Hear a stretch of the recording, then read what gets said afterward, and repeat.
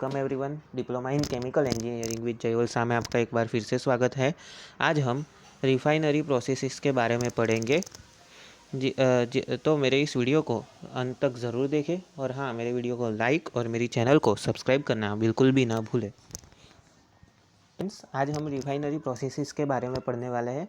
तो refinery processes में ऐसा होता है कि जो अपना जो वैक्यूम डिस्टिलेशन यूनिट है, यानी कि वैक्यूम डिस्टिलेशन यूनिट, जो अपना एटमॉस्फेरिक डिस्टिलेशन यूनिट के बाद जो यूनिट आता है उसे हम वैक्यूम डिस्टिलेशन यूनिट कहते हैं। तो उसमें जो है जो डिस्टिलेट मतलब उसमें से जो रेसिड्यू निकलता है वो हैवी हाइड्रोकार्बन फीडस्टॉक होता है। तो जो हैवी हाइड्रोकार्बन फीडस्टॉक होता है वो हमें क्या होता है, कितना काम नहीं आता है, तो हम उसे क्या करते हैं कि उसे हम लाइटर हाइड्रोकार्बन कंटेंट में कन्वर्ट करते हैं। वो जो लाइटर कंटेंट में कन्वर्ट करने के लिए और जो उसमें अननेसेसरी यानी कि उसमें जो अननेसेसरी जो कोई भी जो इम्प्योरिटी है और उसे हमें प्योर करना है, तो उसके लिए भी हमें ये रिफाइनरी प्रोसेसेस का इस्तेमाल करते हैं। तो रिफाइनरी प्रोसेसेस जो होती है वो वेरियस टाइप्स की होती है, जैसे कि कैटालिटिक क्रैकिंग, मतलब क्रैकिंग उसमें दो टाइप्स होते हैं, कैटालिटिक क्रैकिंग और एक जो होता है वो थर्मल क्रैकिंग होता है। उसके बाद होता है रिफॉर्मिंग। ये जो रिफॉर्मिंग प्रोसेस है वो दो टाइप्स की होती है, एक है थर्मल रिफॉर्मिंग और एक है कैटालिटिक रिफॉर्मिंग। और उसके बाद hydro cracking, hydro treating, delayed coking, विस ब्रेकिंग एक्सेट्रा प्रोसेस होती है। तो आज हम क्रैकिंग के टाइप्स और क्रैकिंग के बारे में पढ़ेंगे और टेम्परेचर और प्रेशर की क्रैकिंग पे क्या इफ़ेक्ट होती है उसके बारे में पढ़ेंगे। तो वीडियो को अंत तक देखना बिल्कुल भी ना भूलें और कोई भी डाउट है तो मुझे कमेंट सेक्शन में ज़रूर बताएं। क्रैकिंग एक ऐसी प्रोसेस है जिसमें हम हाई बॉइलिंग पॉइंट यानी कि हाई हाइड्रोकार्बन कंटेंट जो होती है उसको हम लाइटर और लाइट हाइड्रोकार्बन कंटेंट में कन्वर्ट करते हैं, उसमें डिस्कम्पोज करते हैं। यानी कि अगर कोई कंपाउंड है तो उसे, जैसे कि जो हैवी हाइड्रोकार्बन कंपाउंड है, यानी कि उसमें कार्बन का कंटेंट बहुत ज़्यादा रहता है, तो अगर हम उसे वैल्यूएबल प्रोडक्ट जैसे कि गैसोलीन है उसमें जैसे कि गैसोलीन है, नेफ्थलीन है, मतलब डीजल है, उसमें अगर हम कन्वर्ट करना चाहे तो उसे हम क्या करते हैं कि जो कार्बन के बॉन्ड होते हैं उसे हम क्रैक कर लेते हैं और उसे हम जो हायर कार्बन कंटेंट होता है, यानी हायर हाइड्रोकार्बन कंटेंट होता है, वो लोअर हाइड्रोकार्बन कंटेंट में हो जाता है और ये हमारा एक वैल्यूएबल प्रोडक्ट बन जाता है। तो ये जो क्रैकिंग है वो दो टाइप्स के होते हैं, एक होता है कैटालिटिक क्रैकिंग और एक होते हैं थर्मल क्रैकिंग। जो कैटालिटिक क्रैकिंग होते हैं उसमें कैटालिस्ट का यूज़ करके हम क्रैकिंग करते हैं और थर्मल क्रैकिंग है उसमें हाई टेम्परेचर और प्रेशर का इस्तेमाल करते हैं।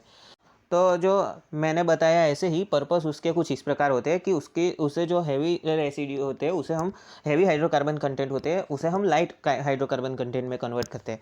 तो ये जो है वो इसके लिए भी इस्तेमाल होता है कि मार्केट में जो डिमांड जो बढ़ रही है आजकल, वो क्या है कि अगर हम वही जो एडीयू में से निकल रहा है वही प्रोडक्ट्स यूज़ करेंगे तो क्या होगा कि वो धीरे धीरे कम हो जाएंगे। तो इसको अगर हम वीडीयू का इस्तेमाल करते हैं तो उससे अगर हम उसे मतलब क्रैकिंग का इस्तेमाल करते हैं तो हम उसे ज़्यादा से ज़्यादा जो क्रूड निकलता है उसमें से हम ज़्यादा से ज़्यादा वैल्यूएबल प्रोडक्ट इकट्ठा करके क्रैकिंग के ज़रिए हम उसे मार्केट डिमांड को सेटिस्फाई कर सकते हैं। और प्रिंसिपल पर्पस ऑफ क्रैकिंग जो होते हैं वो कॉकिंग और विस ब्रेकिंग होते हैं।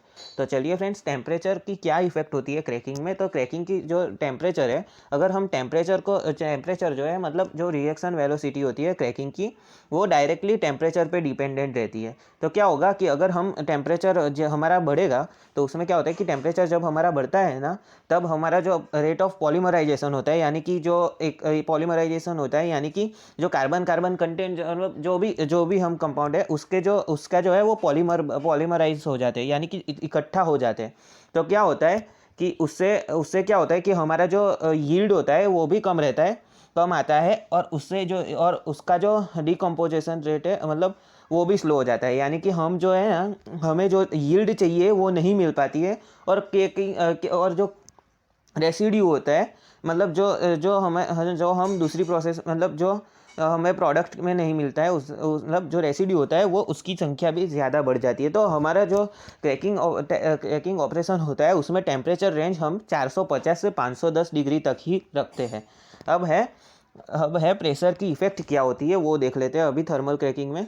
तो थर्मल क्या क्रैकिंग में जो इफ़ेक्ट होती है प्रेशर की, वो कुछ इस प्रकार की होती है कि जो क्रैकिंग है वो उसकी प्रोसेस को कम कर देता है, यानी कि उसकी जो एफिशिएंसी है वो कम कर देता है। तो उससे क्या होता है, उससे क्या होगा कि जो क्रैकिंग की जो मतलब जो एफिशिएंसी है वो कम हो जाएगी, तो उससे और जो केक फॉर्मेशन है वो बढ़ जाएगा। तो उसे मिनिमाइज़ करने के लिए हम पॉजिटिव प्रेशर थोड़ा सा, यानी कि 10 से 15 केजीएस पर सेंटीमीटर स्क्वायर इस्तेमाल करते हैं। तो अगर हम क्या होता है कि अगर हम प्रेशर इंक्रीज़ करते हैं ना, तो क्या होता है कि हमें जो लाइट कंपाउंड मिलने चाहिए वो लाइट कंपाउंड मिल नहीं पाते हैं, और हमें जो ये मिल नहीं पाते। और पर ये एक चीज़ के लिए अच्छा रहता है कि अगर हमें डीजल कंपाउंड है, ऐसे कोई हायर मोलिकुलर वेट वाले जो कंपाउंड है वो मिल जाते हैं, पर वो जो लाइट वे वो चाहिए हो हमें, तो हमें क्या करना होता है, या कोई भी गैसियस कंपाउंड चाहिए हो, तो हम क्या करते हैं कि प्रेशर को मिनिमम, मतलब थोड़ा मतलब ज़रूरियात के हिसाब से ही रखते हैं उसकी। तो जो अगर हाई प्रेशर रहा हो ना, तो गैस और गैसोलीन का जो रेशियो रहता है वो भी कम रहता है। तो अब देखते हैं क्रैकिंग मेथड। तो क्रैकिंग मेथड जो है वो थर्मल क्रैकिंग है, कैटालिटिक क्रैकिंग है। कैटालिटिक क्रैकिंग में उसका टाइप है फ्लूइडाइज कैटालिटिक क्रैकिंग, जिसके बारे में हम हाथ पढ़ने वाले हैं। तो थर्मल क्रैकिंग क्या होता है कि थर्मल क्रैकिंग एक ऐसा क्रैकिंग है, यानी कि जिसमें टेम्परेचर और प्रेशर हाई रहता है। तो जिससे क्या होता है कि जो क्रैकिंग होता है उसमें हमें दो प्रोडक्ट मिलते हैं, एक सेचूरेटेड प्रोडक्ट होता है और एक अनसेचूरेटेड प्रोडक्ट होता है। तो जैसे सेचूरेटेड प्रोडक्ट है, इसमें से जो हमें ओलिफिन मिलता है, वो ओलिफिन को अगर हम हाइड्रेटेड करें तो हमें डाई ओलिफिन और अल्कलाइन मिलता है। तो यह जो प्रोसेस है उससे हम जो क्रूड में जो रेसिड्यू में 10 to 15% गैसोलीन होता है, वो इस प्रोसेस से हमें 20 to 30% of the gasoline recover हो जाता है। और ये जो है वो आज वो हैवी वो जो है वो लार्ज स्केल इंडस्ट्री में इस्तेमाल होती है जब हैवी रेसिड्यू हो तब। अब है कैटालिटिक क्रैकिंग में आई है तब से ये ज़्यादातर इस्तेमाल होने वाली टेक्निक है। इसमें क्या होता है कि जो low octane number of the gasoline है उसे हम हाई ऑक्टेन नंबर वाले गैसोलीन में कन्वर्ट करते हैं। तो इसमें जो होता है वो जो थर्मल क्रैकिंग की जो इफ़ेक्ट होती है उसे कम कर देती है। तो थर्मल क्रैकिंग की क्या इफ़ेक्ट होती है कि जो हमने देखा कि टेम्परेचर की क्या इफ़ेक्ट है उसमें बताया, वैसे उसमें क्या होता है कि जो पॉलीमराइजेशन रेट है वो बढ़ जाता है टेम्परेचर थर्मल में। तो उसको हम कम करने के लिए भी ये कैटालिटिक क्रैकिंग इस्तेमाल करते हैं, ये रिमूव कर देती है। और इसमें जो है वो कार्बन आयन मैकेनिज़्म बनता है, जिससे क्या है कि सैचुरेटेड प्रोडक्ट के लिए ये जवाबदार रहता है, तो इसलिए ये यूज़ करते हैं। और उसमें सिलिका या एल्यूमिना जैसे जो कैटालिस्ट है वो इसका इस्तेमाल इसमें हम करते हैं। और अब फ्लूइडाइज्ड कैटालिटिक क्रैकिंग, इसमें क्या होता है कि जो है उसमें थ्री इंस्ट्रूमेंट होते हैं, मतलब राइज़र होता है, रीजनरेटर होता है और डिस्टिलेस्ट होता है। तो इसमें क्या होता है कि जो भी प्रोडक्ट हमें जो रिएक्ट करवाना है, यानी कि जिसको क्रैक करना है, वो हॉट सॉल्यूशन उसे पहले गर्म करते हैं, और जो हॉट सॉल्यूशन होता है उसको राइज़र, यहाँ पे जो राइज़र है उसके जरिए उसमें कैटालिस्ट को मिक्स किया जाता है, उसके साथ कैटालिस्ट को मिक्स किया जाता है।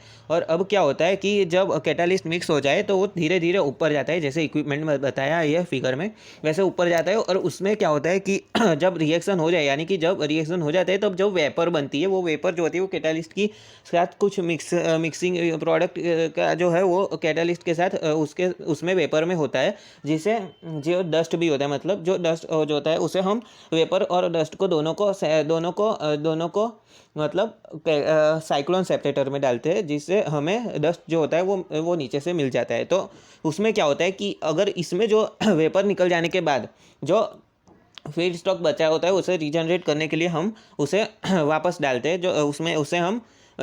उसे हम राइज़र में डालते हैं, दूसरा राइज़र होता है उसमें डालते हैं, जिससे क्या होता है कि इससे क्या होता है कि अगर हम उसे डालें तो इसमें क्या होता है कि जो रीजनरेटेड जो कैटालिस्ट है उससे भी उसमें मिक्स किया जाता है। तो जिससे क्या होगा, दूसरा जो रीजनरेटेड कैटालिस्ट होता है उसे भी मिक्स किया जाता है। तो जिससे क्या होता है कि जो जो जो वेपर जिससे क्या है वो इसी प्रकार इस रिएक्शन होती है। जो वेपर होता है वो वेपर को हम वापस वो वेपर को राइजर 1 और राइजर 2 के वेपर को दोनों को मिक्स करके कैटालिटिक उसे मिक्स करके एक साइक्लोन सेपरेटर में ले जाते हैं। तो साइक्लोन सेपरेटर में क्या होता है कि जो रस्ट होता है वो जो कैटालिस्ट की वेपर के साथ जो रस्ट गया होता है प्रोडक्ट का, वो हम नीचे से ले लेते हैं और कैटालिस्ट को स्पेंट जो कैटालिस्ट होता है उसे हम रीजनरेटर में डालते हैं और कैटालिस्ट जो रीजनरेट होता है उसे हम वापस इस्तेमाल करते हैं। तो इस प्रकार हमारा फ्लूइडाइज्ड कैटालिटिक क्रैकिंग वर्क करता है। तो मैं आशा रखता हूँ कि मैंने आपको जो भी समझाने की कोशिश की है वो आपको समझ में आ गया होगा। अगर कोई डाउट है तो मुझे कमेंट सेक्शन में ज़रूर बताएं। और हाँ, मेरे चैनल को सब्सक्राइब और मेरे वीडियो को लाइक करना बिल्कुल भी ना भूलें। धन्यवाद।